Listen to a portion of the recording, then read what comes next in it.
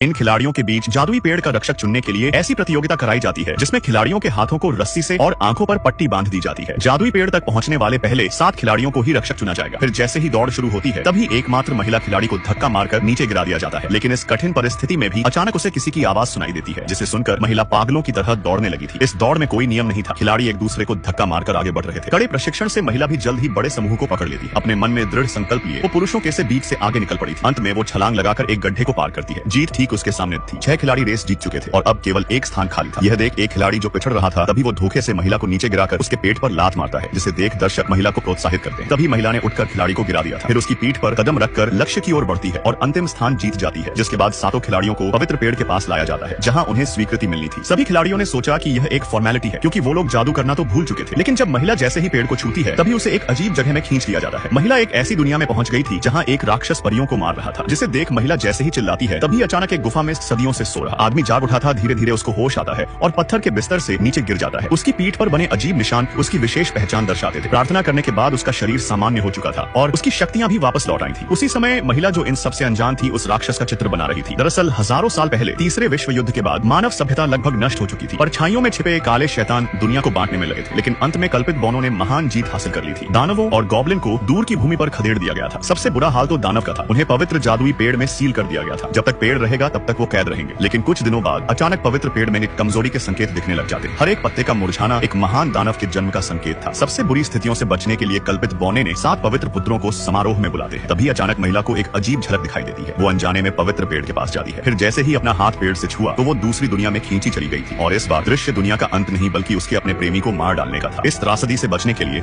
वो जादुई पेड़ का रक्षक न बनने का फैसला कर लेती है। राजमहल में जब मंत्री पवित्र पेड़ के मुरझाने के बारे में चर्चा कर रहे थे तभी एक रहस्यमय व्यक्ति महल में घुस आता है और जादू से गार्ड को दूर फेंक देता है। जब आदमी ने अपना असली चेहरा दिखाई तो राजा चौंक गया था, क्योंकि यह व्यक्ति उसका पुराना दोस्त एडम था। जमी हुई सील के कारण वो अभी भी जवान दिखता था। एडम ने बताया कि वो पवित्र पेड़ की पुकार से जगा है। पवित्र पेड़ की सील कमजोर हो रही थी, जिसका मतलब एक बड़ी विपदा आने वाली थी। एडम राजा से सेना तैयार रखना को कहता है, लेकिन राजा उसकी एक नहीं सुनते, जिससे एडम गुस्से में वहां से चला गया था। वो पवित्र पेड़ के आदेश पर एक लड़के को ढूंढ रहा था। यह लड़का कल्पित बौनों का बाहरी सदस्य था। मरते समय उसकी माँ ने उसे शक्तिशाली जादुई पत्थर की एक पोटली दी थी, लेकिन लड़का जादू में बिल्कुल विश्वास नहीं रखता था, इसलिए वो डॉक्टरी पढ़ने का फैसला करता है। लड़का बाहर की दुनिया में आता है जो बिल्कुल अलग थी। हर जगह मौत का सन्नाटा था। तभी अचानक उस पर एक दैत्य ने हमला कर दिया था, लेकिन तभी एक लड़की आकर उसे बचा लेती है। लड़के को नहीं पता था कि लड़की चालाक चोर थी। वो उसके झांसे में फंस जाता है और लड़की उसके जादुई पत्थर चुराकर गायब हो जाती है। एडम ने लड़के को ढूंढ लिया था। एडम ने बताया कि लड़का एक जादूगर है और केवल वही दैत्यों को रोक सकता है। एडम उससे गुप्त स्थान पर ले जाकर जादू सीखता है, लेकिन उसी समय पवित्र पेड़ का एक पत्ता सूखकर जैसे ही नीचे गिरा तभी एक महान दानव सील तोड़कर आजाद हो गया था। यह सबसे शक्तिशाली दानव राजा था। वो पवित्र पेड़ और एल्फ कबीले को नष्ट करने का फैसला करता है। उसकी शक्तियों से जल्द ही दूसरा पत्ता सूख गया था, जिससे दानव राजा अपने साथियों को बुलाने में कामयाब हो जाता है।